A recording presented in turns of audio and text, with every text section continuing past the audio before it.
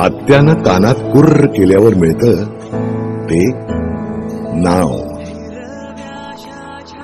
आणि वाडवडिलांच्या पुण्याईनं मिळतं ते गाव. वेल सेटल होण्याकरता गावाच्या पिंजऱ्यातून उडालेल्या पाखरानं बघा जमलं तर परत माघारी फिरता आलं तर.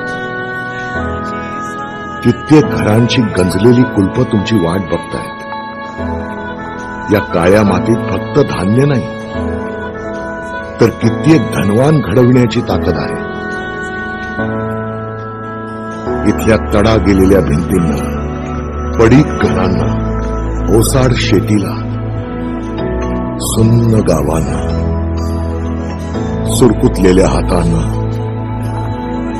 आस लागलेल्या डोळ्यांना फक्त तुमच्या सोबतीची गरज आहे. ही आपली माती, आपली जमीन परक्यांच्या घशात ओतून तुम्ही तुमच्याच गावात परके होणार का? आणि मग शहरात करोडोंचं घर घेऊनही उद्या तुम्ही तुमच्याच मुलांना दुसऱ्यांची वाडी आणि अंगण दाखवणार का?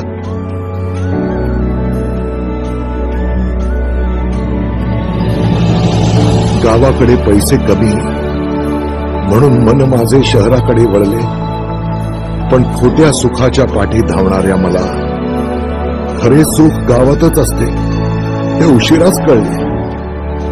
प्रगती करायची असेल तर शहरात जायलाच हवं,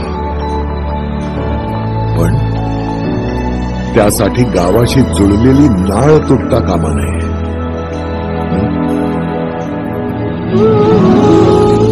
आम्ही ठरवलंय आमची गावाशी असलेली नाळ जपून ठेवायची. हिरव्याशा छायेखाली, आभाळाच्या मायेखाली, हिरव्याशा छायेखाली, आभाळाच्या मायेखाली, जिव्हाळ्याची साद घाली रे गाव माझे, गाव माझे, गाव माझे, गाव माझे, गाव माझे.